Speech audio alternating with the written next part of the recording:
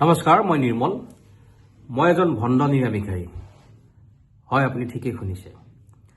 এই কথাষাৰ মোৰ লগতে মই আৰু এজন মানুহৰ পৰা এই কথাষাৰ পাইছিলোঁ আৰু মই কিতাপত পঢ়িছিলোঁ। তেখেত হ'ল অসমৰ বিশিষ্ট বুদ্ধিজীৱী সাহিত্যিক প্ৰয়াত হোমেন বৰগোহাঁই ছাৰৰ মন্তব্য, আৰু তেখেতৰ এই মন্তব্য মই এখন কিতাপত পাইছিলোঁ। তেখেতে লিখিছিল যে সৰুতে তেখেতে মাছ খাই ভাল পাইছিল, কিন্তু মাছবোৰ যেতিয়া চটফটাই থাকে আৰু মাছৰ সেই চেতনাৰ প্ৰতি তেওঁৰ অনুকম্পা বা দয়া উপজিছিল, আৰু তেতিয়া তেওঁ হয়তো আমিষ আহাৰ লোৱা বন্ধ কৰি দিম বুলি ঘৰত কৈছিল।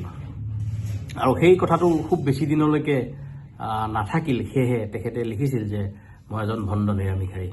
আৰু এই কথাষাৰ হয়তো বহুতে ধেমেলীয়া দৃষ্টিত ল'ব, কিন্তু মোৰ কাৰণে এইটো এক গভীৰ চিন্তাৰ বিষয়, বা এই অন্তৰালত মই কিন্তু খুব গধুৰ চিন্তাৰ কথা উমান পাওঁ। কেনেকৈ এই কথাষাৰ মই অকণমান বহলাই ক'বলৈ লৈছোঁ। যেনেকৈ আমিতো কৃত্ৰিমভাৱে আৰ্টিফিচিয়েলভাৱে আমি বস্তুবিলাক উপস্থাপন কৰোঁ, ঠিক তেনেকৈ ভিতৰত কিন্তু আমাৰ কামনা বাসনাবোৰ থাকি যায়। আৰু সেই কামনা বাসনাবোৰ যেতিয়া আমি ঠিক ঠাক কৰিব নোৱাৰোঁ, বেলেঞ্চ কৰিব নোৱাৰোঁ, তেতিয়া কিন্তু আমাৰ কৃত্ৰিমভাৱে আমি বাহ্যিকভাৱে কৰি থকাৰ কথাৰ লগত যেতিয়া সংঘাত হয়, তেতিয়া কিন্তু আমাৰ মানসিক অন্তৰ্দ্বন্দ্ব হওক বা আমাৰ সংঘাতবোৰ, দ্বন্দ্ববোৰ ভিতৰত বাঢ়াৰ পিছত কিন্তু বাহিৰতো বিভিন্ন মানুহৰ লগত ৰিলেশ্যনবোৰ বিশেষকৈ বেয়া হয়। যিকোনো পৰিস্থিতিত মানুহে সাংঘাতিকভাৱে ৰিয়েকশ্যন কৰিব লগা হয়। সৰু কথা এটাতো মানুহে ৰিয়েক্ট কৰিব লগা হয়। গতিকে বৰগোহাঁই ছাৰৰ এই কথাখিনিয়ে কিন্তু মোক চিন্তিত কৰিছিল, আৰু মই এই ধৰণে ভাবোঁ। আৰু মোৰ নিজৰ জীৱনত মই কেনেকৈ ভণ্ড নিৰামিষাৰী হ'লোঁ, এই কথাষাৰো মই ইয়াৰ লগতে সংলগ্ন কৰিব বিচাৰিছোঁ। যে মই মোৰ যিটো পৰিয়ালত ডাঙৰ হৈছিলোঁ, মই আমিষ আহাৰ গ্ৰহণ কৰিছিলোঁ, আৰু কিন্তু যেতিয়া মই আধ্যাত্মিকভাৱে অকণমান চিন্তা চৰ্চা কৰিবলৈ লৈছিলোঁ বা মই অধ্যয়ন কৰিবলৈ লৈছিলোঁ, আধ্যাত্মিক দিশত আগবঢ়াৰ লগে লগে মই কিন্তু অকণমান নিৰামিষ আহাৰৰ ফালে গৈছিলোঁ। কেইবাবছৰো মই নিৰামিষ আহাৰ লৈছিলোঁ, আৰু সেইটো মোৰ কোনো গুৰুৰ নিৰ্দেশত নহয়। মোৰ এইটো একদম সহজভাৱে মই কথাটো নিজে হৈ গৈছিলে। আৰু এই বস্তুটো মোৰ আচলতে জীৱৰ প্ৰতি মোৰ যি দয়া অনুকম্পা, সেইটোৰ ফলতে হৈছিল বুলি মই ভাবোঁ। আৰু মই সেই কোনো এটা জীৱৰ ছাফাৰিং দেখি মোৰ ভাল লগা নাছিল, আৰু সেইকাৰণে হয়তো মই নিৰামিষ লৈছিলোঁ। আৰু এটা কথা ঠিক যে এই কথাবোৰ কিন্তু এইবিলাক কথা কিন্তু বাহ্যিক কথা। আচলতে খোৱা বোৱা কথালৈ আমি আচলতে পাতিব নালাগে, কিন্তু এতিয়া দেখিছোঁ যে খোৱা বোৱা কথাবোৰক লৈ কিন্তু আমাৰ ঘৰতে হওক বা আমাৰ ছ'চাইটিত হওক এক ডাঙৰ সংঘাত হয়। গতিকে সেই কথাষাৰে মই ক'বলৈ লৈছোঁ যে খোৱা বোৱাৰ কথাবোৰ হ'ল ভৌগোলিক পৰিসীমাৰ কথা, তাৰ পৰিৱেশ, তাৰ জলবায়ুৰ লগত যিখিনি খাদ্য তাত থাকিব, যেনে ধৰক কোনোবা ঠাইত হয়তো শাক চব্জি নাথাকিব পাৰে, জীৱ জন্তুৰ আহাৰ গ্ৰহণ কৰিয়েই মানুহে ছাৰ্ভাইভ কৰিব লগা হ'ব পাৰে, আৰু কোনোবা ঠাইত হয়তো মাছ মাংস বা শাক চব্জি সকলো বস্তু থাকিলে হয়তো মানুহৰ পচন্দ অনুযায়ী এটা নিৰ্বাচন কৰিব পাৰে। গতিকে এই ধৰণৰ কথাবোৰ হ'ল, আমাৰ দেহটো হ'ল পঞ্চতত্বৰ দ্বাৰা গঠিত। গতিকে এই দেহটোক আমাৰ পঞ্চতত্বৰ তেনেধৰণৰ খাদ্যৰ প্ৰয়োজন ছাৰ্ভাইভ কৰিবৰ কাৰণে। আৰু এইটো মই ভাবোঁ এইটো এটা প্ৰকৃতিৰ এক নিয়ম, আৰু এইটো এক চাইকেল, এইটো এক ঈশ্বৰৰ দ্বাৰা নিৰ্মিত, যে আমি ইটোৱে সিটোক আচলতে এইটো সকলো ইণ্টাৰ কানেক্টেডে হয়, আৰু আমাৰ জীৱনো চলে আচলতে ইটোৰ লগত, ইটোৰ ছেক্ৰিফাইচে সিটোৰ জীৱন চলে, তেনেধৰণৰ কথা। আৰু জীৱৰো যিটো এইটো মোৰ দৃষ্টিভংগী, মই কাকো একো জ্ঞান দিবলৈ যোৱা নাই, আৰু মই কাকো কোনো কথাৰ মোৰ একদম দৃঢ়তাৰে এইটোৱে পালন কৰিব লাগিব তেনেধৰণৰ মোৰ কোনো কথা নাই। মই ক'বলৈ বিচাৰিছোঁ যে এইটো মোৰ যি সীমিত জ্ঞানেৰে মই উপলব্ধি কৰিছোঁ যে যিহেতু এইটো এক চাইকেল, আৰু বাকী জীৱবিলাকৰো হয়তো এইটো এক ছেক্ৰিফাইচ। আমিও আজি আপুনি মই যি মানুহৰ অস্তিত্বত আছোঁ, ইয়াৰ আগত আমিও আন জীৱ বহুত জগত ঘূৰি এই অস্তিত্বলৈ আহিছোঁ, আৰু হয়তো মানুহক এই আনন্দ ল'বৰ কাৰণে হয়তো আন জীৱকুলৰ এই এক হয়তো প্ৰকৃতিগতভাৱে হয়তো তেওঁলোকৰো এক ছেক্ৰিফাইচ হ'ব পাৰে। গতিকে এইটো এটা দিশ থাকে। আৰু এটা কথা হ'ল যে আমি এই জগত হ'ল আমি কিমান ভাল হ'ম, আমি কিমান দূৰলৈকে শুদ্ধ হৈ থাকিম। এতিয়া মই জীৱ আহাৰ বা আমি আহাৰ নল'লোঁ, জীৱ জন্তুৰ খাদ্য গ্ৰহণ নকৰোঁ, কিন্তু তৃণ বা মই শাক চব্জি খালোঁ, কিন্তু কোৱা যায় যে তৃণ বা শাক এই ধৰণৰ হেৰিবিলাকৰো এক চেতনা থাকে। গতিকে আমি ক'ব নোৱাৰাকৈ অজানিতে তেনেধৰণৰ বহুত অপৰাধ কৰোঁ। আচলতে আমাৰ অজানিতে বহুত ভুল হয়।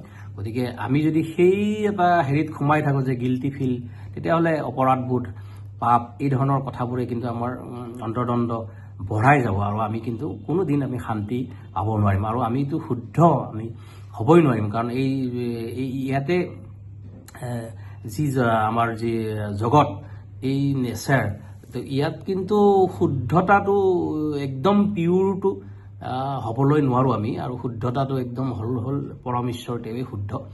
গতিকে আমি কিছু কিছু ধৰণৰ কৰি যাব পাৰোঁ। কিন্তু এটা কথা ঠিক যে আমি আন জীৱকুলক যাতে আঘাত নকৰোঁ, কাকো যাতে আমি আমাৰ নিজৰ কাৰণে আঘাত নকৰোঁ, সেই বস্তুটো কিন্তু চাব লগা কথা। সেই হিচাপত কিন্তু নিৰামিষ খাদ্য খোৱাটো ঠিক বুলি মই ভাবোঁ। কিন্তু মই নিৰামিষৰ পৰা আমিষলৈ কেনেকৈ আহিলোঁ, মই এই বোধ শক্তিলৈ আহিলোঁ।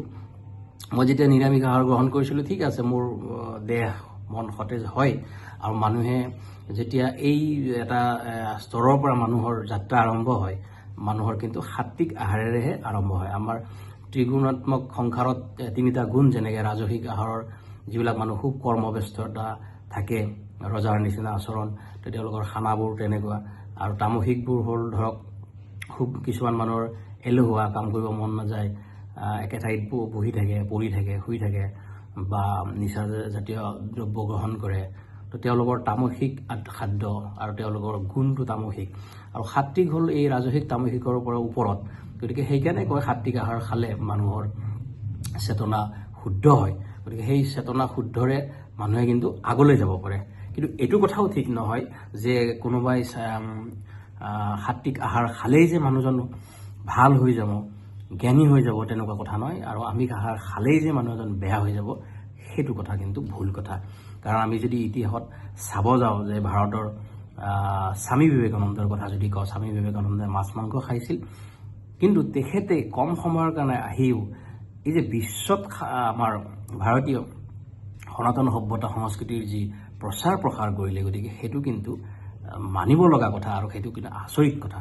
গতিকে তেওঁ কিন্তু আমিষ আহাৰ লৈও তেওঁৰ কিন্তু চেতনা শুদ্ধ আছিল, কৰ্ম ঠিক আছিল। গতিকে ইয়াতে এটা কথা আছে, এতিয়া কোনোবা মানুহে যদি ভাবে মই নিৰামিষ খাম, নিৰামিষ খাওঁ, মই ভাল মানুহ, সেইটো কিন্তু ভুল কথা। আপুনি নিৰামিষ খোৱাটো এটা শাৰীৰিক কথা, এইটো এটা ফিজিকেল কথা, এইটো এটা একদম তলৰ কথা। তাৰ ওপৰত আমাৰ যিহেতু তিনিটা লেয়াৰ, শাৰীৰিকৰ পিছত আপোনাৰ মানসিক থাকিল, মন বুদ্ধি এইবিলাক অহংকাৰ, তাৰপিছত পৰম তত্ত্ব আত্মা বা পৰমাত্মাৰ কথা থাকিল। গতিকে আমি ক্ৰমান্বয়ে ওপৰলৈ যাবলৈ হ'লে সাত্বিক আহাৰ নিশ্চয় আপুনি সাত্বিক আহাৰলৈ যাব লাগিব, নহ'লে আপোনাৰ মনত বা আপোনাৰ ঢাকনি এখন থাকিব, যাৰ কাৰণে আপুনি সত্যৰ ফালে আপোনাৰ চেতনা ইমান ওপৰলৈ নুঠিব। গতিকে সাত্বিক আহাৰলৈ আপুনি যাব পাৰে। কিন্তু যিজন মানুহৰ জন্মসূত্ৰেই কিছুমানৰ হ'ব পাৰে, আগৰ সংস্কাৰৰ কাৰণেও হ'ব পাৰে, যিজন মানুহে জন্মতে তেওঁ শুদ্ধ চেতনালৈ আহিছে, তেওঁৰ কাৰণে খোৱা বোৱাটো এটা ফিজিকেল কথা, যে মই বডিটো জীয়াই ৰাখিবৰ কাৰণে মই এইখিনি খাদ্য খাম, আৰু এইখিনি পাপ মই কৰিছোঁ, তাৰ বিনিময়ত মই বহুত ভাল পুণ্য কাম কৰিম। গতিকে তেতিয়া তেওঁৰ কাৰণে সেইটো আৰু মোৰ দৃষ্টিৰে ইমান ডাঙৰ কথা হৈ নাথাকে। কিন্তু যদি কোনোবা এজন মানুহে নিৰামিষ আহাৰ খাইছে, আৰু তেওঁ দেখিছোঁ যে তেওঁৰ বিচাৰ বুদ্ধি, তেওঁৰ মনৰ বিচাৰ খুব বেয়া, তেওঁ আনৰ সদায় বেয়া চিন্তা কৰি থাকে, তেওঁ কিন্তু দেখাত খুব শুদ্ধ বগা ড্ৰেছ পিন্ধি বা খানাও তেনেকৈ নিৰামিষ খাইছে, আৰু কৰ্ম তেওঁৰ খুব বেয়া, তেওঁ বেয়া কাম কৰে, গতিকে তেওঁৰ কিন্তু কোনো ভাল কথা নহয়। গতিকে এইটো এটা ভুল, আৰু এইটো এটা ভ্ৰান্ত কথা, এইটো এটা এইটো এটা তেনেধৰণৰ কথা। গতিকে আমি আহাৰৰ কথাটো ঠিক, আমি খুব সাত্বিক আহাৰ খালে আমাৰ মন বুদ্ধি ঠিকে থাকে, শুদ্ধ চেতনালৈ যাব পাৰোঁ, তাৰ পৰা আমি ওপৰলৈ যাব পাৰোঁ। কিন্তু কোনোবাই যদি দেখিছে যে মই আমিষ আহাৰ খায়ো মোৰ শুদ্ধ চেতনা বা মোৰ কৰ্ম ঠিক আছে, মই কাৰো অহিত চিন্তা নকৰোঁ, মই বেয়া কৰ্ম নকৰোঁ, তেনেহ'লে তেওঁক আমিষ আহাৰে তেওঁক একো অপকাৰ নকৰে। গতিকে মোৰ নিজৰ জীৱনৰ অভিজ্ঞতাৰ ফালৰ পৰা কৈছোঁ, মই বহুদিন নিৰামিষ আহাৰ খোৱাৰ পিছত বহু বছৰ খোৱাৰ পিছত মই যেতিয়া ভাবিলোঁ যে মই সংসাৰত আছোঁ আৰু মোৰ কাৰণে যাতে মোৰ সংসাৰৰ বাকী সদস্যই অসুবিধাত নপৰে, আৰু মই এনেকুৱাও বেয়া পাওঁ যে মোক কোনোবাই কিবা এই দৃষ্টিৰে চাওক, এই নিৰামিষ খায়, এই অমুক, এই বস্তুটো মই খুব বেয়া পাওঁ তাৰমানে। গতিকে মই নিৰামিষাৰীও নহয়, মই আমিষাৰীও নহয়, মই এতিয়াও নিৰামিষ খায়ে খুব তৃপ্ত, ভাল পাওঁ, যদিও মই আমিষ খাওঁ মাজে মাজে।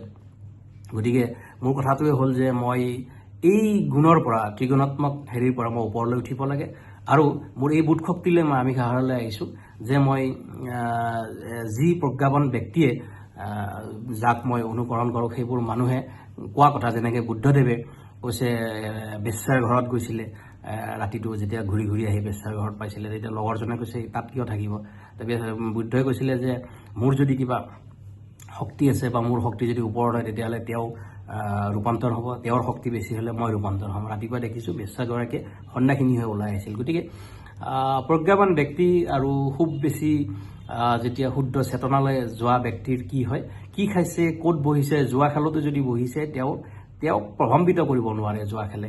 গতিকে মোৰ মূল বক্তব্য এইটোৱে হ'ল যে আমি খোৱা বোৱাবোৰ লৈ পেলাই খুব কাজিয়া পেচাল সংঘাত কৰি লাভ নাই। এইটো খুব চেলো কথা, এইটো খুব তৰল কথা, সেইটো এক ছাৰ্ভাইভেল কথা, ভৌগোলিক কথা।